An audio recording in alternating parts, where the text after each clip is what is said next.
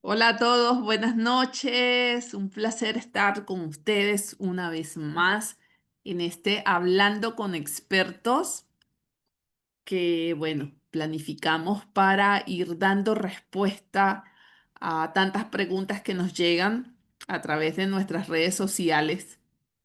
Y son temas que parecieran ser muy sencillos, pero que cuando se intenta dar respuesta, todos decimos, bueno, esto no es tan sencillo y es importante que lo hagamos de esta manera para que resolvamos las dudas de muchos.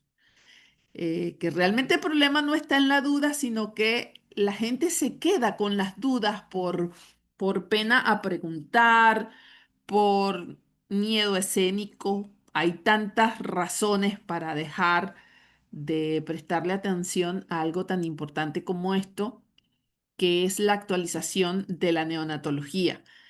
Y bueno, muchas veces conversamos entre cámaras de todas las cosas que día a día nos llegan en evidencia científica y decimos, wow, o sea, yo creo que nunca dejaremos de estudiar y a veces tenemos hasta la cabeza, como decimos nosotros, un poco loca de tanta información, pero lo bonito es que cuando tú te sientas a analizar lo que esa evidencia científica te está proponiendo para cambiar, tú dices, qué bonito es estudiar todos los días, vale la pena. Así que le pueden ir pasando mensaje a sus colegas que ya estamos conectados para que también estén con nosotros en esta noche, en este rato de conexión y que puedan recibir esta actualización también en un directo. Hoy tenemos invitados que últimamente están trabajando bastante con nosotros. Es un placer que a través de las redes sociales nosotros podamos conocer profesionales de la salud neonatal de otros países y que en colaboración con nosotros podamos aportar, porque esto es lo más importante, que podamos aportar. Son enfermeros especialistas neonatólogos con muchísimos años de experiencia y también que profesionales a quienes les gusta la docencia, porque pues una cosa es ser enfermero neonatal y hacer las cosas bien porque somos especializados, porque nos gusta el área de neonatología, y otra cosa es ser enfermero y ser docente. Así que aprovechemos a estos expertos hoy, que al igual que nosotros también les gusta el área o la especialidad de la docencia.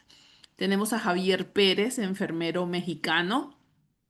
Tenemos a Sandra Chon, enfermera especialista de Perú. Tenemos a el licenciado Alexander Lamper, licenciado especialista de Venezuela, el licenciado Johnny y yo. Así que bienvenidos. Mientras ellos se van conectando, es importante que todos sepamos que hablar de los sistemas de infusión para administrar medicamentos a los recién nacidos, muchas veces lo vemos como algo muy deportivo, pero la duda fundamental es cómo realmente utilizamos estos equipos en la práctica neonatal. Y esto es un punto crítico para la seguridad del paciente, porque es como toda la parte de medicamento que decimos, bueno, si está la guía farmacológica neonatal, ¿por qué todavía nos preguntan cuál es la concentración máxima de la ampicilina? ¿En cuánto se lo administro? ¿A una concentración máxima de 30, de 50, de 70 o de 100? Porque es la recomendación que me da la guía. ¿Dónde realmente sale a quién yo debo administrarle una dilución de 30 o una dilución de 100? Entonces, empezamos con las discrepancias entre los diferentes profesionales que estamos tratando a un mismo recién nacido. ¿Por qué? Porque no nos sentamos a hacer un consenso, una revisión, buscar un artículo que nosotros sí lo tenemos, a quién le debemos poner 30, a quién le debemos poner 100, y que esto nos ayude a evolucionar en el tema de seguridad de administración de fármacos. En este caso, que vamos a hablar de estos espacios en donde tenemos un volumen muerto o lo que se conoce técnicamente como cebado o priming volumen del set de infusión, que son los alargues que se encuentran entre la jeringa, el alargue y el inicio del catéter, en este caso un catéter venoso central, pues estamos hablando de recién nacidos prematuros en UCIN. ¿Y qué hacemos con ese cebado? ¿Cómo llenamos esos conectores? ¿Con qué líquido lo hacemos?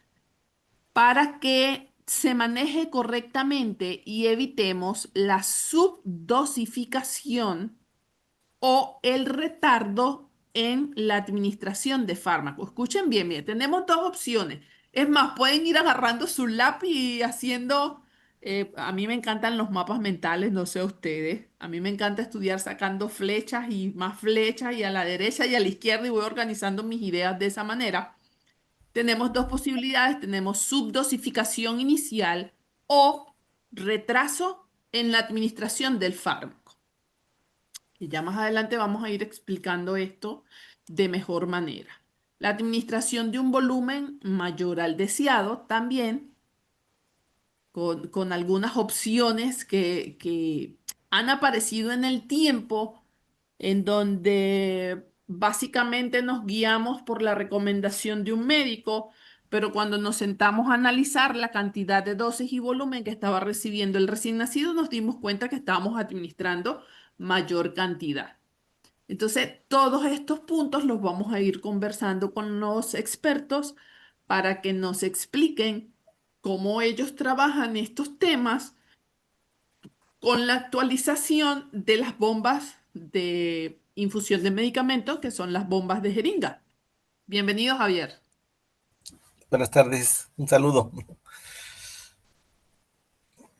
Gracias. Importante, cuando hablamos de la parte teórica, hablar de un volumen muerto del set de infusión es este volumen de líquido necesario para llenar completamente el interior de la tubuladura. Muchos le llaman priming o priming, otros le llaman cebado, otros le llaman purgar, que no es lo mismo pues que hacemos con un adulto que llenamos el macrogotero o el set de infusión si estamos en bomba y es algo totalmente distinto porque en el adulto no hay problema excepto que tenga insuficiencia renal, insuficiencia cardíaca, pero en el recién nacido esto sí es un problema porque tenemos dosis pequeñas, volúmenes pequeños y mucha cantidad de fármacos. Entonces, seguimos que en neonatología esto es un tema muy crítico. Javier, ¿qué opinas? Sí, sin lugar a duda, de verdad es una situación que en ocasiones no podemos decir si exactamente la dosis como la programamos o lo que queremos generar del medicamento hacia el paciente, la forma en cómo la estamos administrando, en qué momento ya le llegó para hacer efecto al paciente, si el purgado fue suficiente, uno, todo el set del equipo externo y después la parte con la que lleva conectar al catéter, ya sea umbilical, PIC, también esa parte con cuánto se purga ese catéter. Hablamos de un catéter umbilical venoso, un 5 French, que es más de calibre más grueso, a un PIC, que estamos hablando un PIC, en ocasiones se purga hasta con menos de 1 mililitro, ¿no? Entonces, desde esa parte es donde empieza la controversia.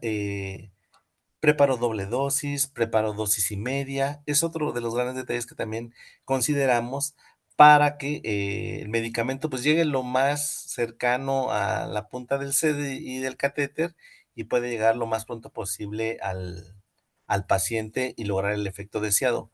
Dos cosas muy importantes que siempre igual yo les comento a mis alumnos. Siempre tenemos que tener en mente, si me paso de dosis, ¿qué va a pasar? Y la siguiente, si no administro la dosis correcta o es mínima, ¿qué es lo que va a pasar, no? Entonces, esa parte también es importante considerar como seguridad en lo que estamos administrando a nuestro paciente. Sí, exactamente. Em, una de las preguntas siempre ha sido, porque si tú buscas la parte teórica en evidencia científica, la recomendación siempre habla de una subdosificación, o sea, que siempre vamos a estar por debajo de la cantidad de dosis que debemos administrar, porque la recomendación es cebar los sets. Si tú cebas el set, ejemplo, recién nacido tiene, si hablamos de inotrópico, entre 0,25 y 0,5 cc por hora, y tenemos un set de 1 cc, vamos a estar 2 horas en donde el Sí. recién nacido no va a recibir el fármaco. Entonces, cuando tú lees esta parte teórica, tú dices, bueno, en este caso tú no estás hablando ni siquiera de una subdosificación, estás hablando también de un retraso en la administración de un fármaco que necesitamos para activar la bomba, que es el corazón, que es la hemodinamia del paciente. Entonces, si tú analizas todo lo que hay escrito, porque está escrito, y pues revisamos como 10 artículos científicos antes de que hiciéramos esta conexión, la recomendación sigue siendo esa, pero si analizamos lo que realmente necesita el paciente, que es recibir el paciente, yo no cebaría el set sino con el medicamento. Entonces, veamos qué nos dice Sandra, que Sandra no sé si estará por allí conectada porque anda camino al trabajo. Sí, hola, ¿cómo están? ¿Qué tal? No sé si me escuchan. Se Perfecto, logra. Sí, nosotros lo que hacemos, por ejemplo, en el caso de inotropos, usamos las jeringas perfusoras. Tenemos actualmente la marca Brown y es una jeringa que viene de 50 ml y la línea tiene aproximadamente 2,8 a 3 ml. Entonces, es larga. dependiendo la indicación que nos dan, normalmente los médicos, la gran mayoría nos da para uso central, que es 2,4 entre el volumen del inotropo más la dextrosa. Y nosotros para poder hacer el purgado y hacer la conversión, utilizamos a veces hasta 10 veces más y cebamos la línea y administramos el volumen. Pero algo importante que mencionaba Roxana es en relación al lumen que puedas tener de un catéter, en este caso, si está con un percutáneo o caso contrario, se encuentra el paciente de repente con... Por lo tanto, esto es importante ver. ¿Por qué? Porque un inotropo a veces tú administras con una dextrosa, administras de repente con una dopa, dobuta, ves la compatibilidad de medicamentos y para que llegue al paciente no es inmediato. Y eso es un poco nosotros que a veces tenemos acá en nuestro hospital, que los médicos dicen, ya, tómale la presión en media hora. Y si uno hace el cebado correctamente, tendría que también hacer el purgado al catéter, cosa que no hacemos.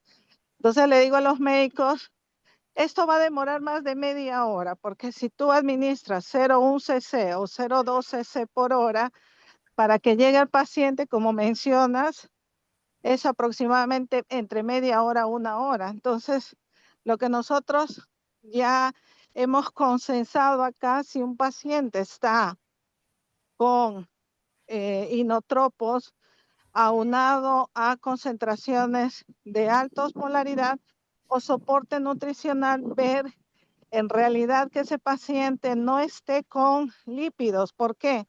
Porque hay inotropos que no son compatibles con los lípidos, pero sí con la nutrición parenteral. Todavía tenemos mucha dificultad en relación a eso, porque algunos médicos te dicen, no, se va todo el catéter, se va todo esto, pero El cebar también es un poco ingresar más dosis de volumen de agua. Entonces, por lo tanto, no hay un consenso acá ni de la parte médica ni de la parte de enfermería. Ese sería mi comentario. Gracias, Sandra, gracias. Fíjense que estamos totalmente de acuerdo. El problema de cebar el catéter también, seguimos conversando de lo mismo. Seguimos, aquí no sería una subdosificación, sino que habría que pasar la cantidad de medicamento que tiene indicado el bebé a pasar en una hora según la cantidad de, perdón, los centímetros que tenga el catéter en el interior del paciente. Y eso generalmente es algo que no lo tenemos en ninguna parte. O sea, si yo les pregunto a ustedes ahorita, ¿cuánto mide un catéter umbilical? Ustedes me dicen cuál es la medida o cuánto mide un PIC, lo que tenemos dentro y el bucle que hacemos por fuera antes de la fijación. ¿Cuánto tiene? La respuesta la pueden dejar en el chat.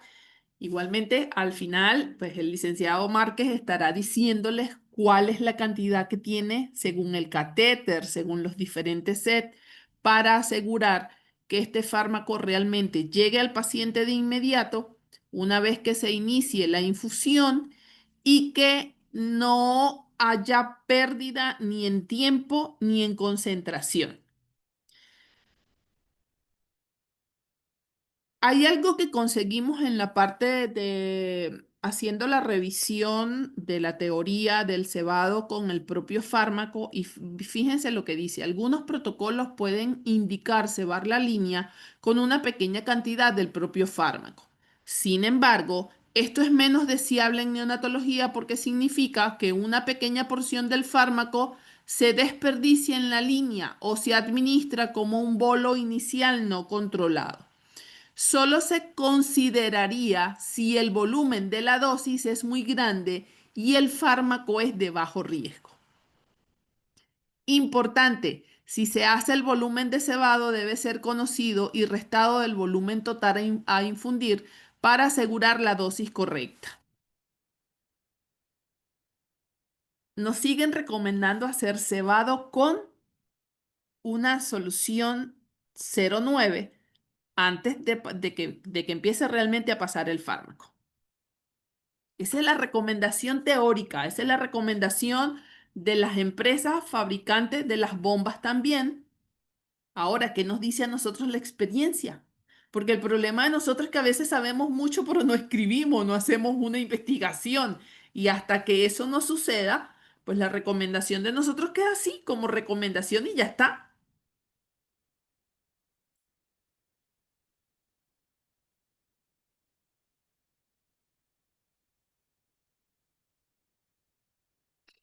¿El licenciado Johnny ya llegó?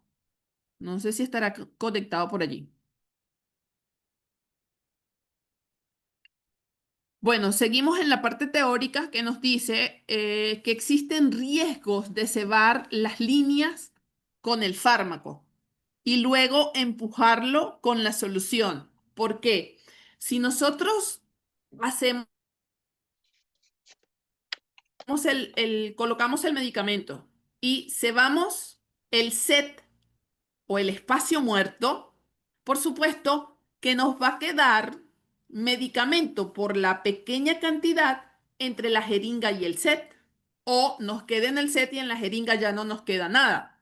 Entonces, ¿qué tendríamos que hacer? Desconectar esa jeringa y poner otra solamente con solución para que empuje el fármaco que está en el set. Entonces, la teoría nos dice que hay riesgo al cebar la línea con esto, con el fármaco, porque sería una dosis no controlada del cebado, porque habría dificultad para calcular el remanente. Y seguimos con el tema de riesgos de bolos incontrolados con los fármacos. Hola Johnny, bienvenido. Hola, hola. He estado aquí, o sea, lo estoy escuchando y que estoy aprendiendo también. Aquí estamos aprendiendo todo. Esto es un feedback definitivamente.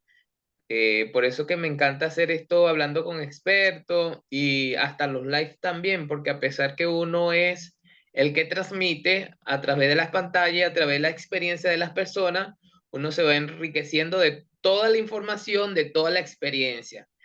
Pero algo que debemos considerar siempre es que no siempre tenemos la verdad absoluta, por eso que siempre estamos investigando. O sea, decir que no tiene que ser así porque tenemos 10 años, 15, 20, 25 años y así no lo voy a cambiar porque no ha pasado nada. Eso es lo primero que debemos tener conciencia. Porque muchas dirán, pero bueno, ¿para qué voy a estar cebando si no le ha pasado nada al bebé? Así como hemos trabajado, ha sido bien. Yo nunca cebo los extensores para la dopamina y dobutamina y yo veo que el bebé sale bien, no se muere ni nada. Entonces, aquí siempre nosotros tratamos de hablar lo de Recbeneo y los invitados que tenemos porque sabemos que son invitados docentes profesionales que están también en el área y nos basamos en evidencia científica, pero no solo evidencia científica, son evidencias científicas actualizadas, porque no es lo mismo una evidencia científica de 2015 que una evidencia científica de 2024. Ahí pueden cambiar muchas cosas. Entonces, muchas de las afirmaciones y muchas de las cosas que nosotros recomendamos es a través de que hemos leído evidencia científica. Esta idea surgió de una evidencia que Rosana pudo leer sobre un artículo y sobre algunas cosas que en un futuro van a saber qué es, porque es una sorpresa, pero tienen que saber que no hablamos solamente sobre lo anecdótico, sino sobre las evidencias que tenemos. Ahora bien, que ustedes no están convencidos, bueno, también se tienen que encargar de investigar también, porque así tenemos que ser los enfermeros y los médicos, investigadores. ¿Qué pasa? Tenemos que saber que lo que se está hablando hoy, del purgar, lo del cebar, porque tienen muchos sinónimos dependiendo de qué país se encuentre. Ustedes igual Sí. vayan colocándolo ahí en su chat, cómo se le dice ese purgado, ese cebado de los equipos, pero tienen que saber que en neonatología cada décima de cc cuenta. O sea, no es como el adulto. Ah, no, le pasé 10 ml de más. O sea, no importa. Pero un recién nacido, usted pasa una décima de cc, eso puede estar entre la vida y la muerte. O no seamos tan drásticos, pero puede estar entre la vida y una secuela que va a quedar para siempre. Y es por eso que nosotros siempre hacemos énfasis en estas cosas, en esos pequeños detalles.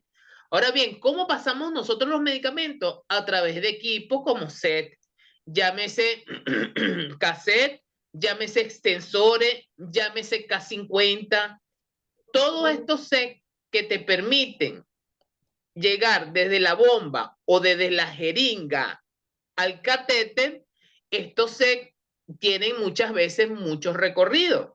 Por supuesto, los o sea, los milímetros, lo que cuentan son los internos, no los externos, son los internos. O sea, que entre menos o sea, menos milímetros o menos diámetro que tiene interno, sería mejor para neonatología porque en vez de llenarse, por ejemplo, purgarse con 2 ml, se puede purgar con 0,2.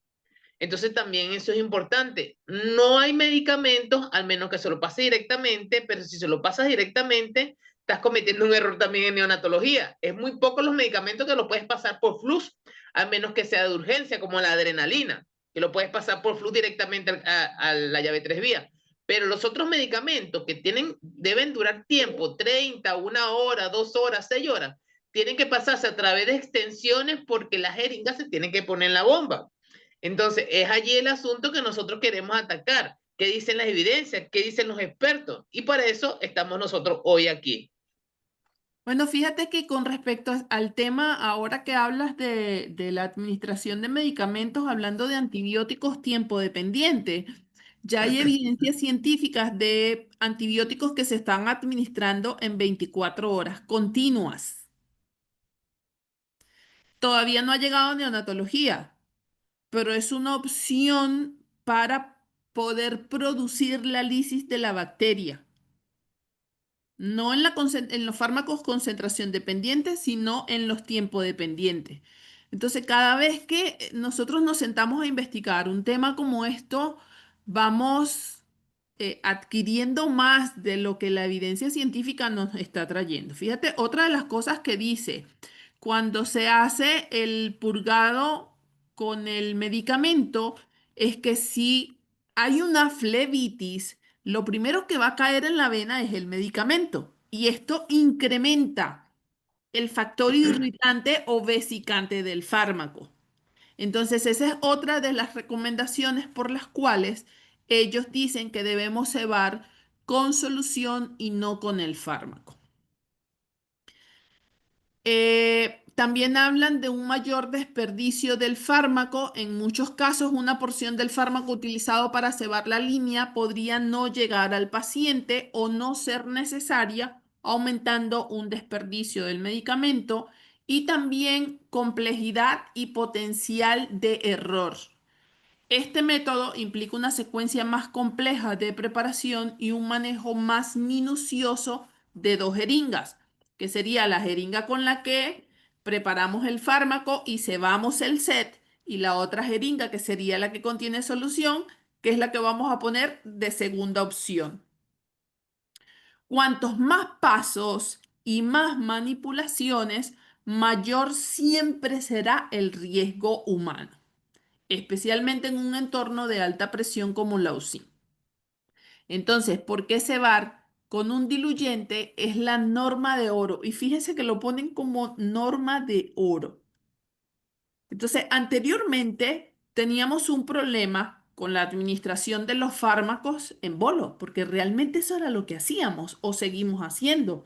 Un medicamento que se tiene que administrar en 40 minutos, una hora, pero estamos en un servicio en donde hay hacinamiento y pocos enfermeros, tenemos que ir pasando medicamento de paciente en paciente, entonces el medicamento se administra prácticamente en bolo, no en 40 minutos, una hora, tampoco nos podemos poner como le ponen a los caballos, unas gringolas y decir que no, que esto todavía no se está haciendo porque realmente no es así. Sí se sigue haciendo. Ahora tenemos las bombas de infusión de jeringa y tenemos otro problema, analizar qué vamos a hacer. ¿Vamos a cebar el set con el medicamento? ¿Vamos a cebar el set con solución fisiológica? ¿Cómo vamos a controlar el volumen de infusión para que realmente llegue la cantidad de fármaco al paciente en el tiempo y en la concentración? Porque no solamente son inotrópicos, son sedantes, antibióticos, que es lo que generalmente nosotros administramos, o que el paciente esté recibiendo prostaglandina. ¿Qué otra cosa podría recibir que nos complique la vida? Porque a veces vemos unas UCIN, bueno, yo no sé, la verdad, si ustedes han trabajado en una UCIN de ese tipo, pero vemos muchas imágenes en donde el recién nacido tiene como 20 bombas de infusión y yo digo, my God, pero ¿qué tiene ese bebé que está recibiendo 20 fármacos a la vez? Porque contemos, nutrición parenteral. Si no es un 3 en uno, con los lípidos por fuera serían dos. Supongamos que está en ventilación mecánica porque es una hipertensión pulmonar. ¿Cuál sería el tercero? El sedante. Serían tres bombas. El antibiótico o los dos antibióticos que no pueden faltar serían seis. ¿Ya qué más le van a poner? ¿Cuál sería el otro? A ver qué dicen en el chat. Y estamos hablando de una hipertensión pulmonar, de los casos más críticos. ¿Qué más le pudieron poner a ese paciente? Para tenerlo con... Habitualmente con el apoyo ventilatorio luego también se agrega pues la administración de antibióticos, luego los pacientes empiezan con falla renal, infusión de furosemide, se empieza a hipotensar con infusión de aminas, entonces son infinidad de infusiones que tiene a la vez ese paciente. Bueno, ya allí te había puesto dos antibióticos. Ponle Bueno, ya el uso de diuréticos está bien controvertido, pero bueno, lo seguimos usando, llegamos al 8. 9 con el mirrinone. Ahí no hay más nada que hacer. ¿Qué tanto medicamento? Por supuesto que los pacientes van a hacer falla renal. Fíjense en algo. Hablar de farmacología es tan bonito y sentarse a estudiar el tema y todo lo que tiene que ver con el proceso fisiológico nada más. Hablar de farmacocinética, de farmacodinamia en el neonato, porque en los libros de farmacología vamos a conseguir todo este proceso en un adulto. Pero cuando tú te sientas y la guía farmacológica, pues nosotros como enfermero agarramos la guía farmacológica y nos vamos de una vez a donde está preparación del medicamento. Y la preparación nos dice, bueno, si vamos a preparar el fármaco, tú lo vas a diluir, que más que todo te habla de la presentación en concentración de los miligramos en los que viene la ampolla. Y después te dice diluir a una concentración máxima de tanto. Pero si nosotros leemos hacia adelante y conseguimos donde nos habla de la clearance, o sea, de cómo el recién nacido elimina ese fármaco y en cuánto tiempo y cada cuánto tiempo yo debo hacer el control de ese fármaco en sangre, es la única manera individualizada que nosotros tenemos de controlar la dosis para no producir una insuficiencia renal. Hablando de aminoglucósidos, hablando de vancomicina, hablando de diuréticos. Pero esa parte, ¿quién nos las explica? Ahora bien, hay otro tema crítico que tiene que ver con todo esto, que es un hígado totalmente inmaduro, si estamos hablando del prematuro y de la término también.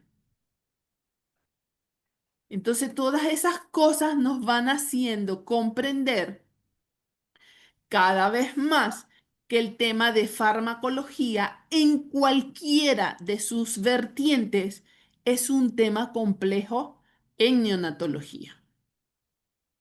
Regresamos un poco a lo que estábamos conversando, porque ese barco diluyente es una norma de oro. Es la práctica estándar y la solución compatible debería ser solución fisiológica.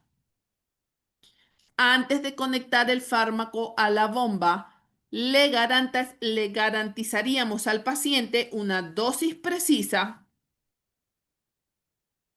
una entrega inmediata, un riesgo o una reducción del riesgo local. Ahora bien, si tú lees esto, dices una dosis precisa,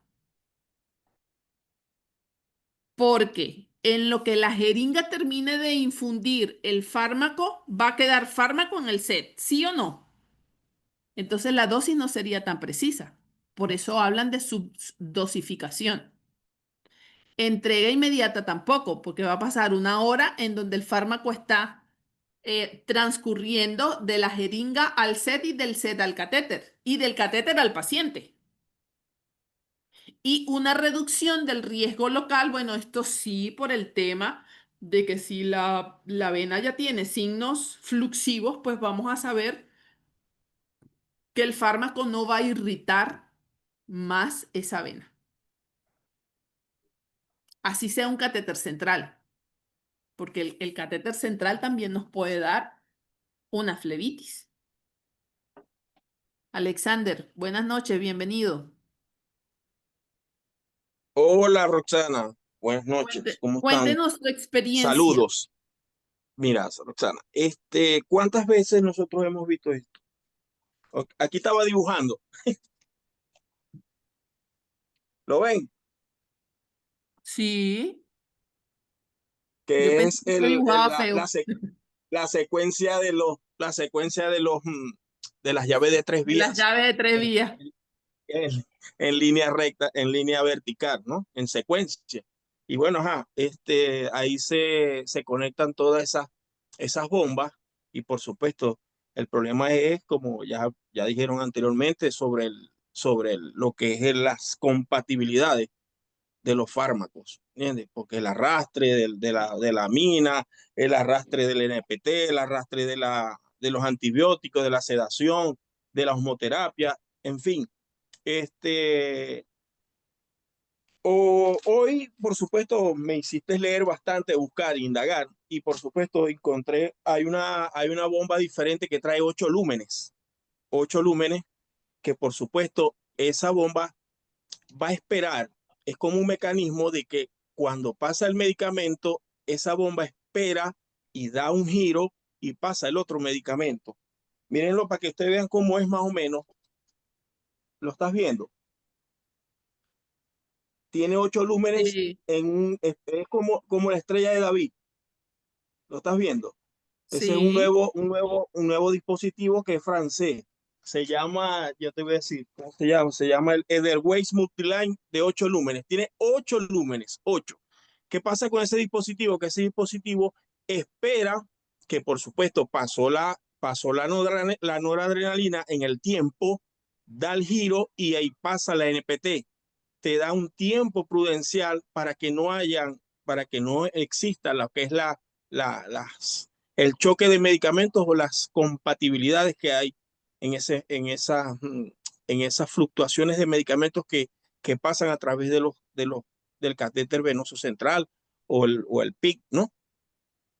Y por supuesto le da más seguridad a la conexión y por supuesto menos hay menos manejo para que nosotros podamos transmitir alguna infección a través del torrente sanguíneo. Sí, sí, ¿no? Sí me entiendes, sí me captan, sí, ¿verdad? No es que, porque cuando vamos a cebar o cuando vamos a limpiar, a veces tenemos que despegar. Por supuesto, todo ese ramaje lo tenemos que despegar y por supuesto tenemos que cebar o flochar, como dicen por aquí en Venezuela, por supuesto, porque a veces las incompatibilidades de los medicamentos se pegan, se adosan a las paredes de las vías centrales o de las líneas o los catéteres, y por supuesto, eso tenemos que despegarlo y tratar de flochar, y en ese cebado podemos causar, como tú ya dijiste, podemos causar bastante daño podemos causar. De repente podemos colocar una sobredosificación. Entonces debemos usar también lo que es la farmacovigilancia. Tenemos que estar pendientes de lo que vamos a, a flochar, es decir, hay medicamentos, por supuesto, todavía en esta época, en el 2025, todavía las guías, los estudios no saben con qué, es decir, podemos cebar, si se lo cebamos con solución al 9, si lo cebamos con solución al 9 mezclado con heparina. Todavía no hay a ciencia cierta un protocolo de con qué vamos a cebar, si es con solución al 0,9, si es con solución dextrosa al 5, si es la mezcla de la heparina con la solución, en fin, ¿me entiendes? Entonces, todavía eso está en proceso, si sí, si no, todavía hay un debate en ese proceso, pero se inclinan más todavía para el cebado de solución al 0,9. Por supuesto, hay medicamentos, muy pocos medicamentos que todavía son incompatibles. Son mínimos los medicamentos que son incompatibles con las soluciones al 0,9, ¿no? Entonces, por supuesto, en los diferentes estudios, desde el 2015 más o menos, se habla ya solamente del cebado con solución al 0,9. Por supuesto, lo que tú dijiste de lo de las infusiones de antibioticoterapia durante las 24 horas ya es garantizable porque hay, es decir, una lisis bacteriana no le da tiempo a la réplica cuando colocamos una infusión de 24 horas de antibioticoterapia. 24 horas. Ujú. Sí, correcto. No le da tiempo a la bacteria de replicarse. Entonces, ajá, eso es más o menos lo que yo aporto Vieron más o menos lo que es yo los voy a pasar por el chat para que vean el dibujo del nuevo dispositivo, ¿verdad? Que espera que el medicamento pase para hacer el cambio. Bueno, esa bomba está maravillosa y fíjense cómo va evolucionando la tecnología, pero seguimos teniendo los mismos catéteres de una luz. Entonces regresamos a la cantidad de llaves de 3 vías en línea horizontal y seguimos administrando medicamentos incompatibles. Yo creo que este tema sería también un gran llamado para la gerencia por el tema de farmacovigilancia y lo que realmente nosotros debemos manejar como enfermeros en la administración de estos fármacos. Tenemos bombas nuevas, tenemos bombas de jeringas, tenemos unos sets de infusión que nos permiten administrar los medicamentos en el tiempo que realmente recomienda la guía farmacológica para proteger los órganos, tejidos y vasos en el recién nacido. Y ahora también tenemos por recomendación el uso de filtros. Y este filtro también está dentro de ese espacio muerto. Bueno, la evidencia definitivamente habla de cosas, o sea, de soluciones como para no poner en riesgo la vida de recién nacido. Sin embargo, nosotros tenemos que saber primero con qué estamos haciendo llegar el medicamento al recién nacido. Cuando digo primero es saber si es a través de un extensor, cuán largo es el extensor, primero. Y segundo, si el bebé tiene un catéter venoso, doble lumen, va a ser diferente a un solo lumen. O que si el extensor es un trifurcado o un bifurcado, va a ser diferente a un extensor de llave 3 vías. O sea, eso también tiene mucha implicación en cuanto nosotros tengamos que saber qué vamos a hacer con estos medicamentos. En lo primero, cuando son los medicamentos, ajá, ya hablamos de antibióticos. Por cierto, hay antibióticos que no pueden durar mucho tiempo, 1 hora después de preparado. Meropenem, ¿cuánto puede durar un meropenem? O sea, ¿cuánto tiempo puedes llevar pasándotelo? Que son medicamentos que realmente no necesariamente tienen que durar mucho tiempo para pasar. 30 minutos puedes pasar un medicamento, claro, cuando ya son antifúngicos sí debería durar más. Eso no hay ningún problema. La cuestión es, como dices tú, cuando se utilizan medicamentos de urgencia. O sea, el medicamento de urgencia que necesitamos que haga el efecto Ya. al momento, ya. Por ejemplo, hemos hablado de inotrópico. Muy bien. Bueno, resulta que los inotrópicos, ¿qué vamos a hacer con esos inotrópicos? Si realmente el inotrópico pasa, como tú decías, Roxana, a veces punto 3, punto 2, a veces que punto 1, o sea, dosis renal, lo que dicen dosis renal, que eso ya casi no sé, ya está en desuso las dosis renales, como la dopamina. Pero imagínense ustedes 0, vamos a ponernos, no ser tan bajo, 0,5.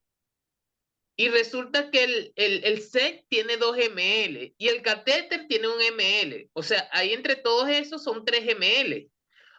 Para que pase ese medicamento, si nosotros no purgamos con medicamento, sino nada más con solución 09, para que pase ese medicamento, si son 3 ml, van a pasar 6 horas.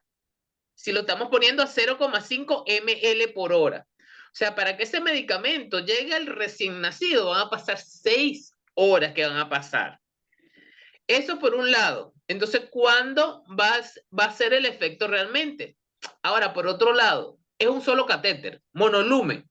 Nosotros cebamos con el medicamento, con el inotrópico, porque decimos, no podemos esperar mucho tiempo. Pero resulta que es un solo lumen y tiene una llave 3 vías y tenemos que pasarle antibiótico. Entonces, esa es la otra disyuntiva, que ajá, lo cebamos con dopamina, pero ahora le tenemos que pasar un flush de un antibiótico. Entonces, lo que tenía que pasarse en en 1 hora se pasa en 5 minutos. Entonces, yo creo que una de las soluciones también o sea, para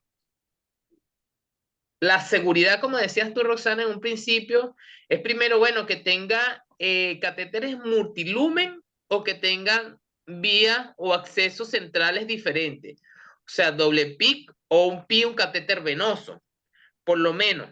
Para tú evitarte eso de que estás fluchando, como decía Alexander, y resulta que está pasando medicamentos por un lado y te está arrastrando el medicamento. Fíjense que anteriormente, y vamos a ver en los medicamentos de urgencia, la adrenalina. Anteriormente la adrenalina, en el 2015 se hablaba administrar adrenalina y pasar 1.5 ml. Eso era la recomendación. Pasar la dosis de adrenalina y después fluchar o lavar con 1.5. Bueno, se determinó que ese 1.5 no era suficiente para que llegara el medicamento al recién nacido y hiciera un efecto. ¿Qué hicieron? Cambiaron lo de 2015 y en el 2020 dijeron no, no es 1.5. Y no nos importa si es muy pretérmino, si es a término, no. A todos le vamos a pasar 3 ml de ahora en adelante. Pase adrenalina y ahora le va a pasar 3 ml. Entonces, fíjense ustedes que son cambios que están diciendo, ¿cuándo va a llegar esa adrenalina allí? Porque nosotros pasábamos 0,4 ml y esos 0,4 se quedaban ahí, porque cuando les pasabas 1.5 no se fluchaba bien, o sea, no se lavaba bien y no llegaba directamente al recién nacido. Entonces, el largo del catéter. Por el largo del catéter. Entonces, eso también tenemos que preguntarnos. ¿Cuán largo es el catéter? ¿Cuántos milímetros está? Si fluchamos o no, porque fíjate que algo que dijo Sandra, interesante, que eso también es una práctica común, y yo lo he hecho también, es otra vez los inotrópicos, por ejemplo, la dopamina, que a veces la mandamos a preparar doble, pero la mandamos a preparar doble porque el SEC tenemos que purgarlo y no lo podemos purgar con solución 09. Lo tenemos que purgar con el mismo medicamento. ¿Qué pasa? Que a las 24 horas nosotros tenemos que bajar todo, más no el set. O sea, ¿qué quiero decir con esto? Descartar todo, más no el set. Descartar. Pero sí tenemos que volver a purgar el set, porque después de 24 horas el inotrópico es un alto riesgo de infección y también de su mecanismo de acción. Entonces, mandamos a preparar doble, por ejemplo, dopamina, dosis 2.4 en 22.6. Esto te da 25 ml. 25 ml en un set de infusión, se va casi todo. Se va casi todos los 25 ml.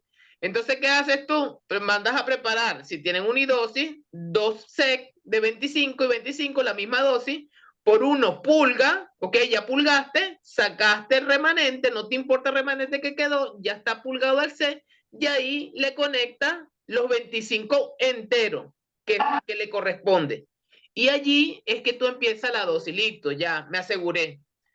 Pasaron las 24 horas, usted viene, descarta, descarta la solución y purga completamente el C, que no quede absolutamente nada, y empieza nuevamente otra vez con la purga de los nuevos medicamentos que están.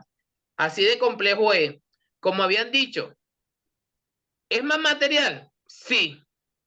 Sí es más material, pero la seguridad del recién nacido creo que vale más que el material. No administrar una doble dosis. Exacto.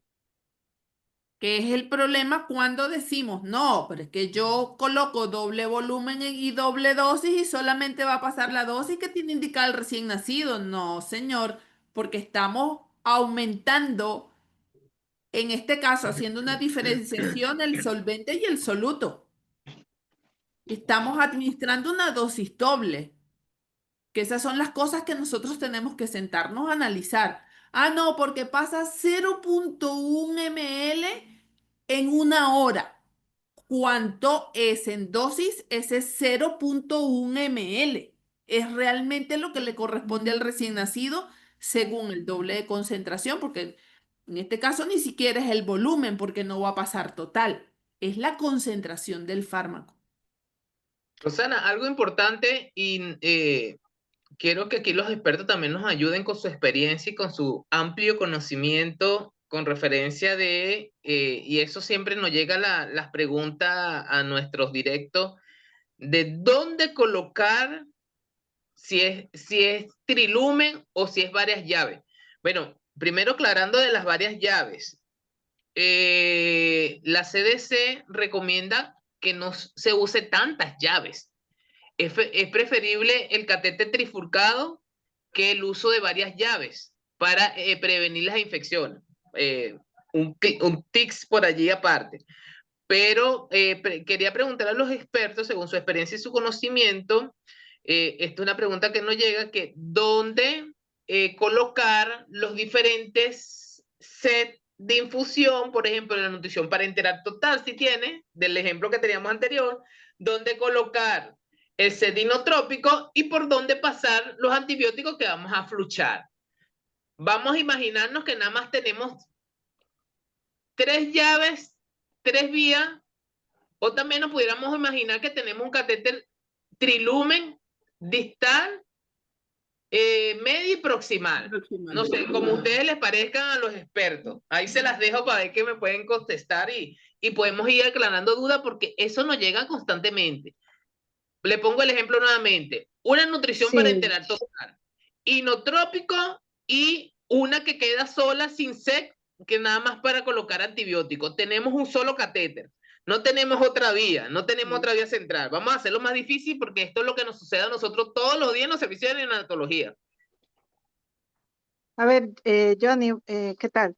Mire, nosotros acá en el hospital colocamos catéteres de 2 French, tenemos monolumen y de 2 lúmenes, ¿no? Cuando tenemos catéteres de 2 lúmenes, lo que nosotros hacemos es reservar uno de los lúmenes para soporte nutricional y el otro para administración de medicamentos. Pero a veces tenemos bebés extremadamente bajo peso y por más que quieras ponerle a veces un catéter de 2 French, no vas a poder en el sentido del capital venoso, no te lo permite. ¿Por qué? Porque después empiezas a ver el halo totalmente rojo porque el lumen está prácticamente cubriendo toda la capacidad de la parte íntima de un vaso sanguíneo. Entonces, cuando tenemos ese caso y que nos ha pasado, incluso en los bebés que están en intervención, lo que hacemos es colocar los bifurcados de 2 o 3 lúmenes para poder administrar de cierta forma algunos medicamentos. Caso contrario, lo que hemos hecho es colocar otro catéter percutáneo de 1 lumen en el otro brazo para poder administrar medicamentos. Pero ese extensor que tú me dices, Sandra, ese extensor que tú me dices, bifurcado o trifurcado, lo coloca, trifurcado. Ajá, trifurcado lo coloca en la porción proximal o en la porción distal. Lo colocamos en la proximal. ¿Por qué? Porque es más, ya desde el año pasado nosotros estamos utilizando filtros bacterianos para transmisión parenteral. Entonces, imagínate, después de colocar el filtro bacteriano, otro administrar llevado a un... Se escucha De entrecortado, pronto Sandra. tú administras un inotropo. Sí, es que en el hospital no te escucha señal. Entonces administras un inotropo y de pronto tú ves que la presión no mejora. Y hemos tenido ese problema cuando de todas maneras al grupo les voy a mandar las fotos de cómo nosotros utilizamos la llave de 3 pasos o de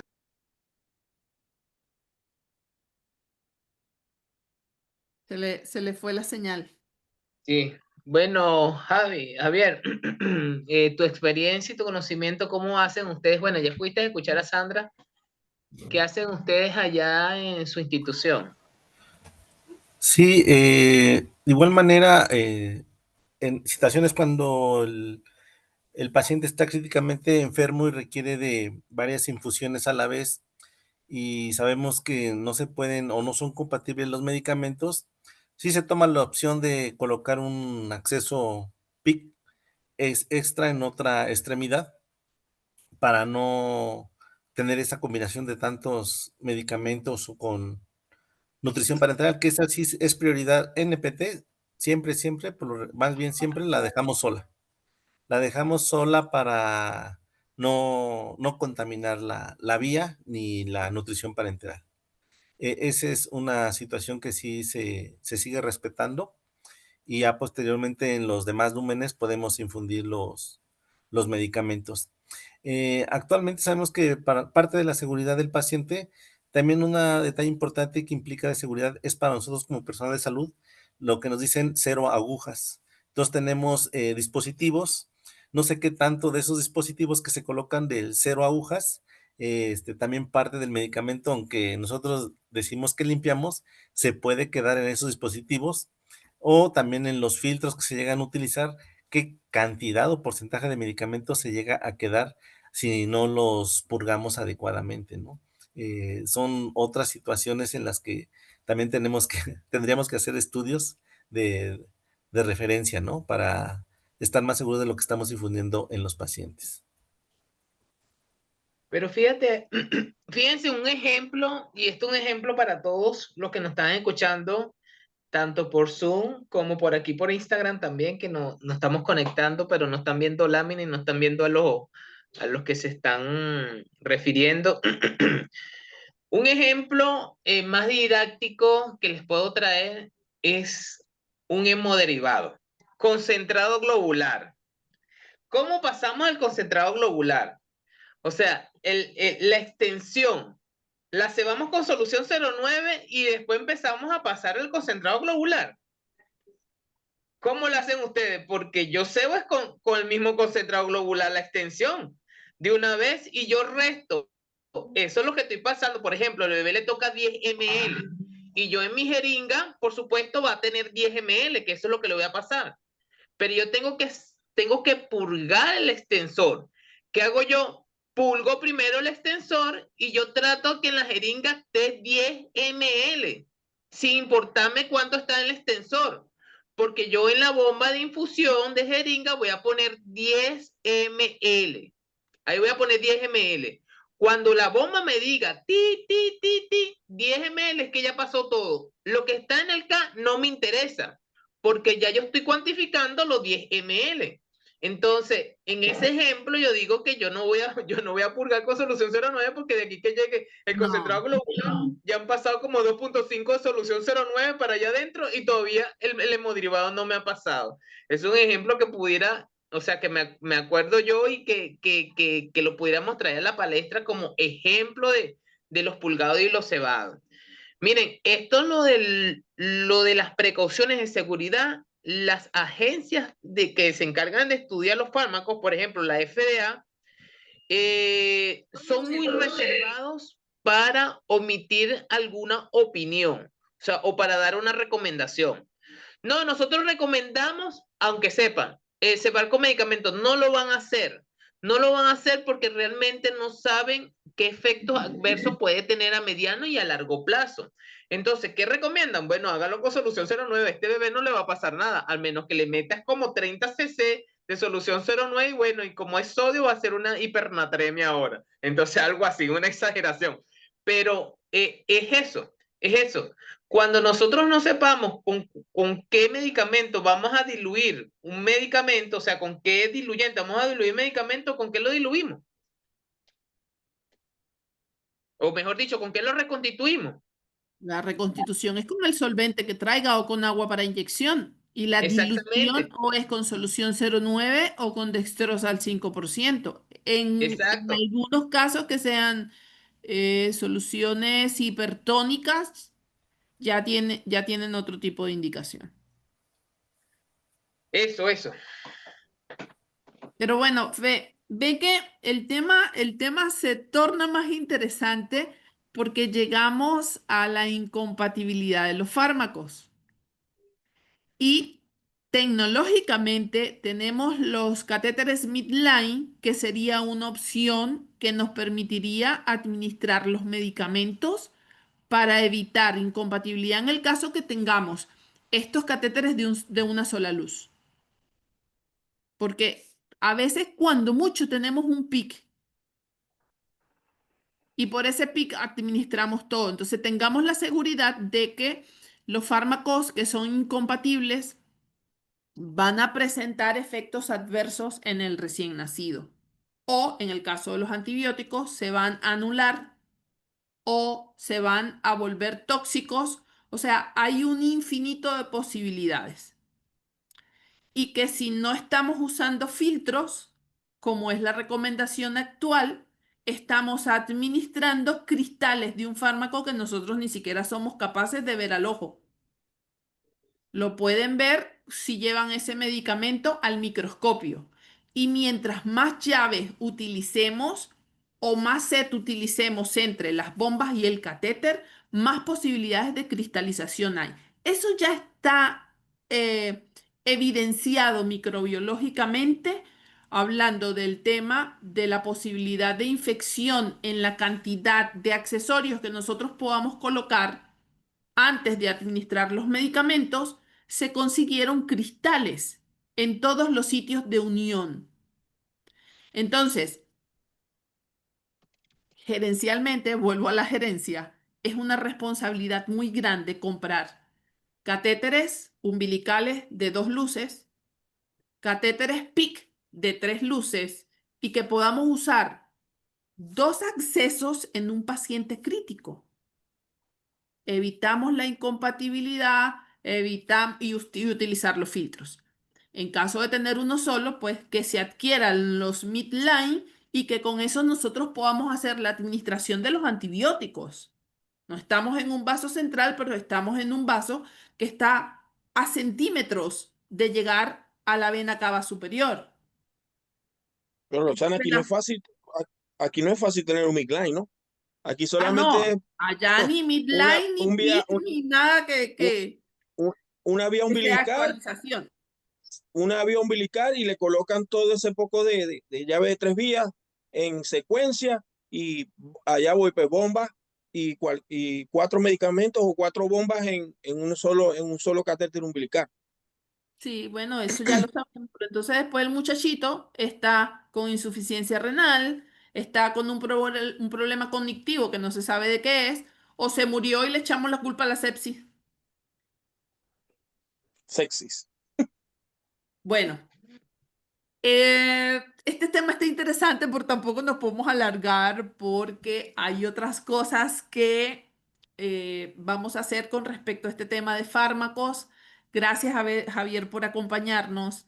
En resumen, la teoría nos dice que debemos cebar los set antes de administrar los fármacos, pero también está escrito que podemos hacer la administración del fármaco y después la administración de solución para terminar de pasar lo que nos quede en el set. La falla está en un personal no concentrado en dosis y volumen, en lo que realmente yo voy a programar en una bomba. Por eso necesitamos estar especializados no solamente en todos los temas que requiere la neonatología, sino todos los temas que requiere la farmacología neonatal. Y con esto los invitamos al curso internacional que estaremos dictando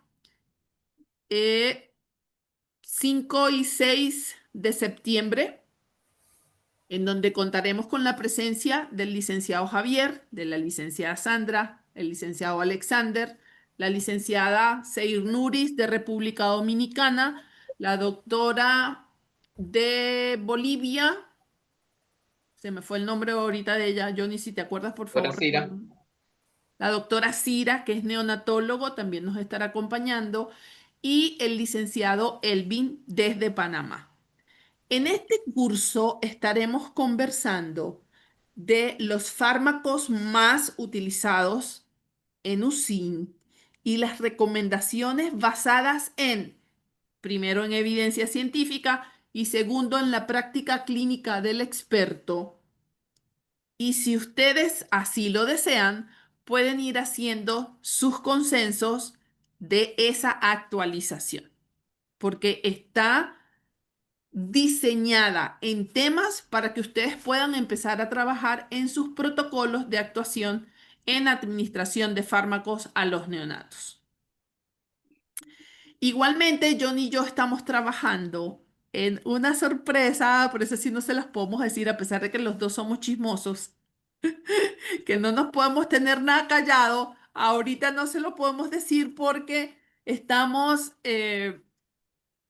haciendo, es algo en lo que pues lo teníamos de proyecto desde hace tiempo, pero ya es hora de que nuestro conocimiento salga a la luz, que no se quede solamente detrás de una pantalla, en un live, en una masterclass.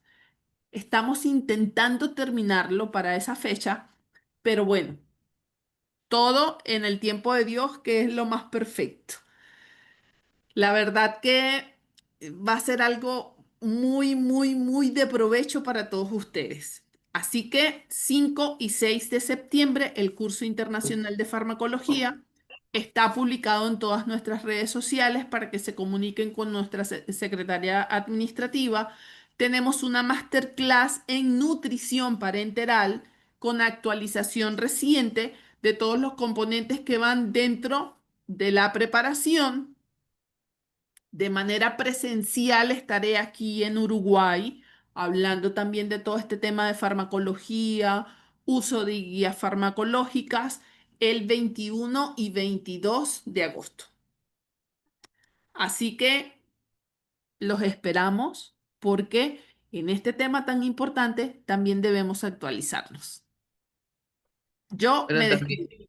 sí, también hay que informar como sabemos que hay personas que tienen esa curiosidad de saber con cuánto se ceba o con cuánto se purga cada equipo médico quirúrgico, llámese extensores, llámese cassette, llámese catéteres umbilical arterial o venoso. Mañana le tenemos un post de eso que lo vamos a dejar en nuestro feed de Instagram para que ustedes lo puedan descargar. Todo eso está documentado, ya lo tenemos listo, las imágenes, los números, los CC, para que ustedes sepan exactamente con cuánto deben cebar. Y ahí les va a dejar la información. Esta información va a quedar grabada por YouTube y por Instagram. Nada más va a durar nada más 12 horas, que es hasta mañana, pero es para que sepan toda la información que nosotros estamos dando. Bueno, también un abrazo para todas las personas que se pudieran conectar. Bendiciones y bendiciones para aquellas personas que cuidan de nuestros bebitos. Se les quiere mucho. Hasta otra oportunidad. Recuerden, 5 y 6 de septiembre, no se lo pierdan. Ese curso de farmacología va a estar muy, pero muy bueno. Chao. Chao, gracias. Disculpen, pero mi señal está pésima acá en el hospital. Ya nos estaremos comunicando. Gracias una vez más por la invitación. Bendiciones a cada uno. Buenas noches, saludos, hasta luego.